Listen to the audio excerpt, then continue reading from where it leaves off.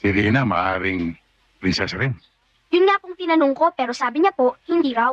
Kasi po, yung nanay niya nag-asawa ng taga Maynila. Tapos ngayon, siya pala nag-aral sa Amerika. Tapos yung nanay at tatay niya, doon nanirahan. Tingnan mo yung anak mo. Isang araw pa lang sa eskwela. Ayan, ang dami na niyang alam. Eh kasi po, itay, kanina ang tagal nung principal. Tapos sabi po niya sa akin, pag wala daw po akong pasok, samahan ko daw siya sa center. Samahan niyo po ako, ha? Sinabi niya yon. Opo! Baka mangulit ka lang doon, ha? Hindi naman po, tay. Ah, itay? Di ba maganda si Aling Rina? Maganda na rin. Pwede na rin. Ano pwede na, Daniel? Aba, nakita ko yata sa palengke. Ang ganda-ganda. Mabay pa, no? Alam mo, tay, palagay ko, okay na rin na may makilala kang ibang babae. Alam mo, mahal ko si nanay, pero palagay ko dapat lumikaya ka. Teresa, sa ngayon, sa mga oras ngayon, wala akong panahon sa mga bagay na yan. Marami akong gawain sa detachment. Hoy, tigilan mo ako, ha? Anong walang oras? Daniel, magpipitong taon na. Arriba, Tinay. Baka yung niluluto mo, sunog na. Si tatay, pasimple pa. Anong pasimple? Talaga naman eh. Nakawa ka na sa nanay Tinay mo, ha?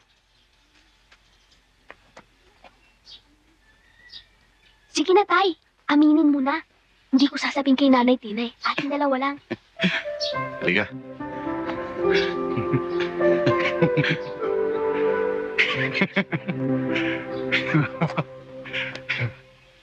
Tareto!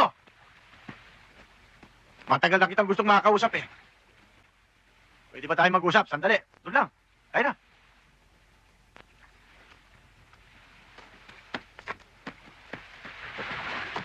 Paupo ka, Tareto.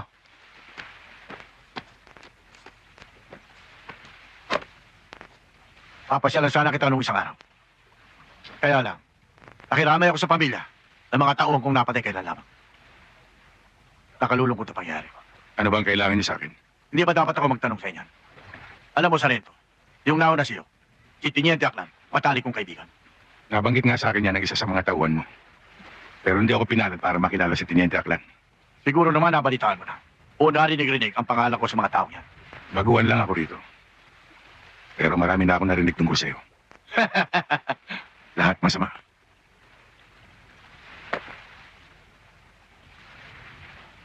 Alam mo, Sarento, may ilan din ako mga negosyo. Kung maaari, pamisan-misan, pahiramin mo naman ako ilang tauhan mo. Bilang proteksyon sa akin.